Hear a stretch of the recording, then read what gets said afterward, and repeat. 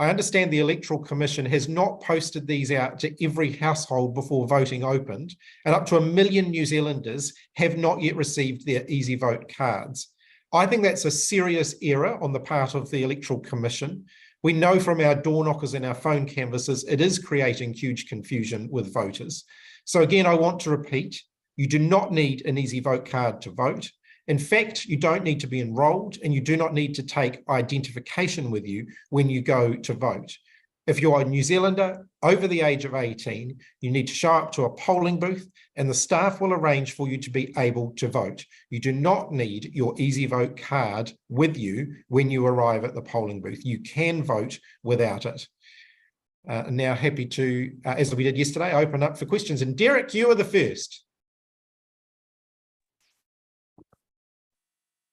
Hello, I hope you can hear me. National's been going on and on about how Labor doesn't have a plan to run on. And you've talked about, in your opening spiel, you talked about being inclusive, and you talked about National League government being the most anti-Māori in a generation. So I want to ask you what tangible benefits you can point to that have reduced inequities outcomes for Māori, which exist across health, justice, and education. If you bear with me, there's just there was a report earlier this year about how the health inequities haven't really changed much. Obviously, smoking is different. There was Māori make up a greater share of the prison population now than they used to, and the latest school leaver data shows greater educational gaps between Māori and Pacific than for non-Māori, non-Pacific. Well, thank you, Derek, for that very broad question. Let me start by saying 77,000 fewer children living in poverty. Every single child poverty measure getting better under our government is a sign that we are making progress when it comes to tackling inequality in New Zealand, and we cannot afford to go backwards. The changes that we made to the way benefits are calculated will result in thousands fewer children in poverty. The National Party's plan to go backwards means that thousands more children will end up being in poverty. In terms of our of Te Aka Whai Authority, a measure and is designed to reduce inequities in the health system. We know the health system delivers inequitable outcomes for Māori. Life expectancy for Māori has been improving under our government. The smoking cessation programs that we've had in place have actually reduced smoking amongst Māori significantly, and that is a significant contributing factor, will be a significant contributing factor to better health outcomes for Māori. We built 13,000 new public homes over 6 years, and we're going to double that in the next 4 years. That's going to significantly help tackle the issues around homelessness, and Māori will benefit from that. A lot of the work that we're doing around public housing, we're doing it in conjunction with iwi, including around papakainga housing, which is about making sure that Māori whānau are properly housed, have a warm, dry roof over their heads. That's going to lead to better educational outcomes, better health outcomes, better life expectancy, better employment outcomes, and that all stems back to the work that we're doing around housing. So I think we have got an incredibly positive track record in government when it comes to tackling issues around inequality and when it comes to supporting Māori. Katie. Sorry, the Reserve Bank has kept the OCR at 5.5%, but does talk in its notes about inflation perhaps continuing on for longer, those high oil prices, the impact of migration, etc., having an impact on inflation. Do you think we're going to see it sticking around for longer, and will we see interest rates rises again? If we're looking globally, we are seeing inflation in other countries is proving to be quite sticky, and oil prices is one of the major contributing factors to that. It's another example of why now is not the time for tax cuts, because tax cuts are inflationary. They will keep inflation higher for longer, and therefore mortgage interest rates would be higher for longer as well. Our plan is working. We are seeing inflation in New Zealand coming back down again. The Reserve Bank, the Treasury, most economists are forecasting that inflation will be back at more normal levels by sometime around this time next year. It's going to continue to trend down. And a change of government, a move to a national national government would likely see inflation going up again as the National Party pumped significant unfunded tax cuts into the economy, which would mean inflation going up. It would mean any benefits that people got from their tax cuts would quickly be whisked away by higher inflation and higher interest rates. Do you think house prices will go up under a national government? It's the advice from the New Zealand Treasury when we introduced the foreign buyer ban was that an exemption for wealthy homeowners to be able to buy expensive properties would result in higher house prices for everybody. National's plan to remove the foreign buyer ban will undoubtedly lead to higher house prices in New Zealand for everybody. And just on another issue, West Coast mayors say you didn't meet with them and it was a slap in the face. Do you accept that criticism? And do you think you're going to lose the West Coast? Damien O'Connor meets with the leaders on the West Coast all of the time. During my regional visits during this campaign, I haven't had the opportunity to meet with everybody, but I'll continue to meet with local government leaders when the opportunity arises. But during an election campaign, it isn't always possible to meet with every local government leader everywhere that I go. And Damien O'Connor will absolutely be winning the East Coast, I should add. Jamie. Hey, Graham. The National Party says that more Labour MPs are openly defying you by expressing support for a wealth tax and a capital gains tax. Are you confident in your leadership? And what do you think it says that candidates are coming out and expressing that support, even if it's in principle? It's just nonsense. I mean, if I look at the reporting about Ingrid Leary's comments, she specifically said that we weren't going to be introducing a wealth tax. So I think this is a complete beat up by the National Party to distract from the fact that their own tax plan doesn't stack up. They might all support it, but they don't know how they're going to pay for it. And we're now over a month since the National Party released their tax plan. They still can't explain what they're going to cut. And they still can't explain where this extra mystery revenue that's going to pay for tax cuts is going to come from. The result of that is that there'll be deep cuts to New Zealand's public services. There will be thousands of people out of jobs, and they still won't be able to make their numbers add up. Inflation will stay higher for longer, interest rates will stay higher for longer, and New Zealanders will end up worse off. Do you think your candidate should just say what your policy is, which is not to introduce a wealth or capital gains tax, instead of providing their own personal views? It's exactly what our candidates have been doing. Jason.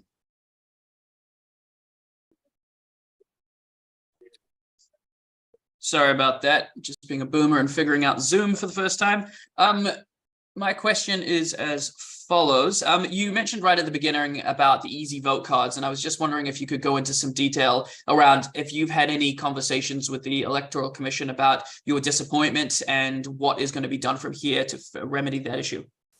I haven't personally, but the Labour Party has. That's the appropriate avenue. So through our General Secretary, for example, we have raised concerns with the Electoral Commission. Being this far into voting and having 1 million New Zealanders still not having their easy vote packs isn't acceptable. I think the Electoral Commission have one job, which is to run a successful election for all New Zealanders. Being this far into an election and having that many New Zealanders not having an easy vote card and therefore believing that they can't vote because they don't have it, that's not acceptable. So my message very clearly to Kiwis is you don't need your easy vote card to go and vote. You can go and vote when you feel you're ready to do so. And just on everyone's favorite politician, well, probably not yours, Winston Peters.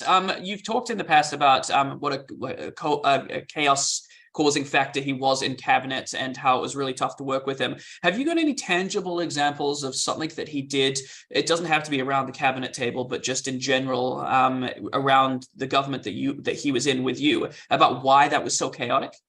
I'm not going to rake over the coals of history. I've made it clear that I wouldn't be working with Winston Peters again in the future. I don't intend to take that particular wander down memory lane. If New Zealanders want Winston Peters to be in government, they're going to end up with Christopher Luxon as Prime Minister. They'll end up with interest rates being higher for longer, inflation being higher for longer, thousands of people out of work. If that's what New Zealanders vote for, then they can have that choice. But a National Act New Zealand First government would be a coalition of chaos, cuts and confusion.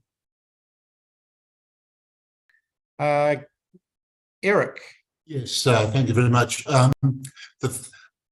Pardon me, the Financial Services Council has said there needs to be a comprehensive review of the KiwiSaver scheme after 16 years and with $100 billion in the system, and yet various aspects have not been thoroughly decided, such as people who have interruptions in their contribution. It says this should take place after the election, but would need support from both main parties, so it can be non-partisan. Is this something that you would think that would be a good idea? I'm a strong supporter of KiwiSaver. It was a scheme set up by the last Labor government, and we're really proud of it. Labor, in its time in government, whether it's under my government, Jacinda Ardern's government, or Helen Clark's government, have been constantly trying to continue to improve KiwiSaver so that we can give New Zealanders a bigger nest egg in retirement. Unfortunately, National's track record has been to raid KiwiSaver at every available opportunity. We're always open to changes to make KiwiSaver more equitable and to give New Zealanders a bigger nest egg in their retirement. We've recently announced, for example, contributions to KiwiSaver for those who are on maternity leave. One of the things that we can do to level up the playing field when it comes to KiwiSaver savings. And I'm very open to continuing other future improvements in that area. And could that be done by a non-partisan expert review? I'm always open to non-partisan approaches when it comes to retirement savings, but unfortunately, National's track record is the opposite. Thank you. Glenn.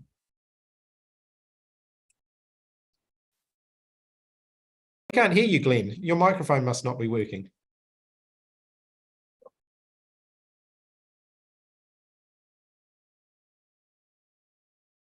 Might come back to you, Glenn. Your microphone's not working, so we'll come back to you. We'll go to Katie in the meantime. Some voters say they're disillusioned with politicians making promises they don't keep. You know, what do you say to that? Do you think Labor's kept its promises? I think Labor has been a transformational government, but transformation doesn't flow in a nice straight line sometimes. There are a few bumps in the road along the way, but we've made enormous progress. We said that we wanted to lift children out of poverty. We've lifted 77,000 children out of poverty. We've said that we wanted to rebuild our health and education systems, which were very run down when we came into government, and we've made enormous progress there with thousands more nurses, doctors, teachers, and huge investment in upgrading our classrooms and upgrading our hospitals. We said that we wanted to make sure that New Zealanders who are working hard were able to get ahead, and we've seen significant increases in wages during our time in government. We said we wanted to keep New Zealanders in work. We've got very low unemployment on a sustained basis, despite the huge economic challenges that we have faced. That doesn't mean, like every government, there won't be things that we look back on and say, well, we could have done those things better. But overall, I think New Zealand is heading in the right direction. The economy has been working its way through a very difficult period, and we've managed to keep New Zealanders in work during that time. We've managed to get inflation pointing back in the right direction, and we've managed to get the economy growing. We've actually got the second highest growth rate in the OECD. I think only Japan is currently beating us. That is because of the track record of our government. We've said we were going to build more public homes. We've built 13,000 more public homes, and we're going to double that in the next 4 years. These are commitments that I know we will be able to deliver on. I've been really clear in this election that the vision that I have for New Zealand is the same vision that Jacinda Ardern had. What I've mapped out is over the next the tangible steps are that we're going to be taking to achieve that vision. And every step that I have set out, I'm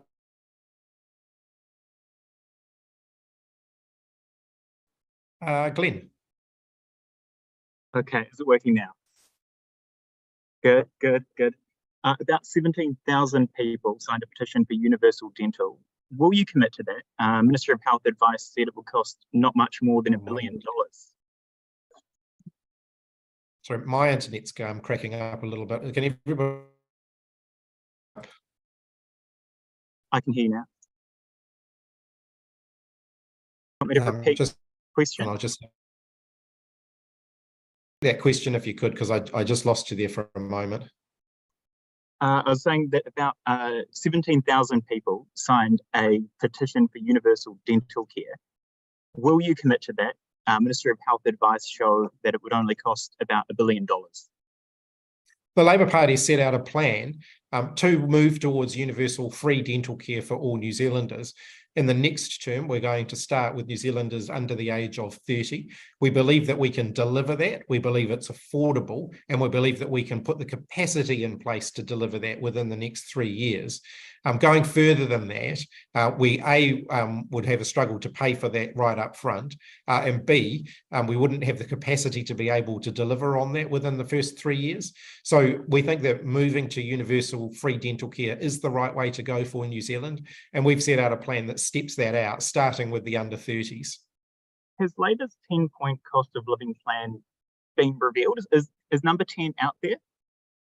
Yes, it is. I'm happy to send I think it's on the website, but I'm happy to send the breakdown through to you. We made a number of other announcements, including dental care, extending the free and healthy school lunches program further, and so on. So we can send you the further breakdown of how it all reconciles back to the 10 points. Well, was the grocery announcement on Monday that final point? Are you happy with how that went? That was certainly intending to be one of them. Yes, that's right. And yes, I am pleased about how that's going. Obviously, the proof will be in whether we can get an additional competitor, or at least one additional competitor, entering the New Zealand supermarket supply scene. We think that there'll be much better value for New Zealand consumers if we can get more competition in the supermarket sector. And just last question, Chris Hipkins doesn't want to debate Grant Robertson, but you don't want to debate Marama, David, Te Pāti Māori and Winston Peters. Was that the chicken calling the chicken chicken? Not at all. Look, we haven't had a multi-party leaders debate, including people who would want to be Prime Minister, since about 2002. And there's a reason for that. It's basically because it doesn't actually generate the sort of debate that I think New Zealanders want to see. I am happy to debate Christopher Luxon any day, any time, as soon as I'm out of isolation. And if he wants to do it digitally, we could do it before then. But I do think that New Zealanders will get a more informed debate by having the two people who could be Prime Minister actually debating each other. Craig. Just quickly back on the Electoral Commission, do you believe that their failure to send out easy vote cards earlier has suppressed turnout in these early voting days? I think there's one of the reasons we're seeing a lower early vote turnout this year compared to last time around is that I think there is still a lot of undecided vote out there. I think there are still a lot of New Zealanders who, haven't necessarily made up their minds about how they're going to vote in this election. And so the next week and a half will be quite critical in that regard. So the campaign is going to be important from this point on, even more important than it has been up until now that voting is open. But I do think the Electoral Commission should have made sure that everybody had their easy vote cards before voting started. And I think it's important that New Zealanders know that they don't need an easy vote card in order to be able to go and vote. And is your message, on a separate topic, just to be clear, is your message that interest rates will be higher under National than they would be under Labour? Well, when you've got big international institutions like Goldman Sachs saying that National's tax plan would mean higher inflation for longer and therefore higher interest rates for longer, I do think that's something that we need to take seriously. It would mean that any benefits that people got from tax cuts would likely be soaked up with ongoing high inflation and higher interest rates for mortgage holders. Jason. Hello again. Grant Robertson today, when we were walking around Victoria University, was confronted by a student who essentially said that you were once a student politician and now you're not doing enough for students. I was just wondering, from your perspective, because you're a student politician as well, what would student politician Chris Hipkins say to Prime Minister Chris Hipkins? I think he would say, I'm doing a good job, but there's always more work to be done. Specifically, though, what sort of good job are you referring to? Well, one of the things that I was very passionate about during my time as a student leader was making sure that students had good access to healthcare. Free dental care for the under 30s is something that I think will be appealing to the students. The fact that we've introduced the first year free of tertiary education and that we're going to keep it, not all parties in Parliament have been consistently in support of that, is also something that I'm very proud of. I worked as an advisor on interest-free student loans. When I was a university student leader, we were still paying interest on our student loans every day. Now we have interest-free student loans, and that's making a huge difference to, hundreds of thousands of New Zealanders who are able to pay off their loans faster. I would say to them that we've increased the minimum wage by nearly $7 an hour. That's been of huge benefit to students who are often doing minimum wage jobs whilst they're studying, because it's allowing them to earn more money whilst they're doing that. So I'm absolutely aware of the plight of students. The work that we've done around secure tenancies is another thing that I know is important to students. Students were often living in some of the worst rental accommodation in the country. They had some of the most shaky tenancy arrangements, and we've strengthened that. So they've got better tenancy arrangements. They've got guarantees around being in a warm, dry house because of the healthy home standards that we've introduced. So I'm pretty proud of our track record, but there's always more to do. Derek.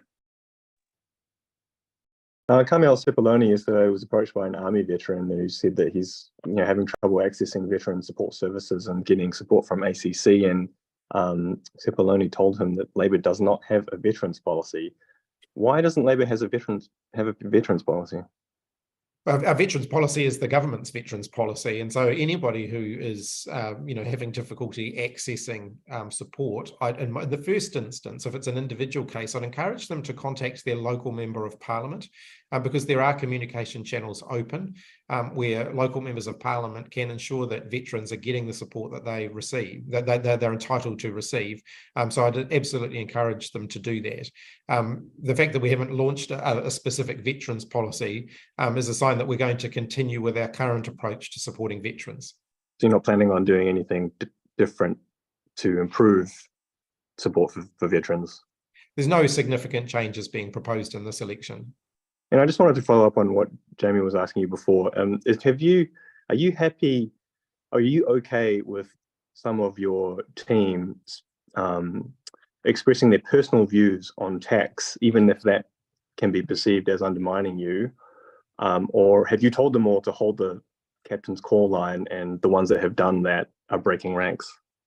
I don't agree with your characterisation of what has happened here. So if you look at Ingrid Leary, for example, she committed to a fairer tax system, where actually we just passed a law in Parliament that we believe will make the tax system fairer. She said that we weren't going to be introducing a wealth tax, which is absolutely consistent with what I have said. She said that there are merits in a capital gains tax over the longer term for New Zealand, which I have also said, but I've also noted that there isn't sufficient support within the political establishment for there to be one. And so I think everybody is very much on the same page here. I don't think there is really any real difference. I think that people are making a bit of a mountain out of a molehill. And then, frankly, it's just mischief making by the National Party, who are desperately trying to spread misinformation about Labor when it comes to tax, because they know that their own tax plan, which is actually the big one, doesn't stack up. They can't afford it. Have you asked the team not to express personal support for a wealth tax or capital gains tax if that is what they believe? I don't think I need to. Katie. Me again. On that Goldman Sachs report, it did say that Labor's policies look to be inflationary as well, not to the level as Nationals, but that they will be inflationary. Do you accept that? We've been working really hard as a government to bring inflation back down, and you will have seen we announced about 2 months ago now, you sort of lose track of time during the campaign, about $4 billion worth of savings, which is about trimming the government's budget to make sure that we can get the books back into balance, but also to make sure that we're trimming out of government spending any unnecessary inflationary pressure. But this report was written since then. They clearly do say that Labor's policies are going to be inflationary. Certainly nowhere near the sort of inflation that we would see if National's unaffordable tax cuts were implemented. Okay, any further questions? I missed anybody? I don't think so. Okay. All right, well, thank you very much, everybody. Have a good afternoon.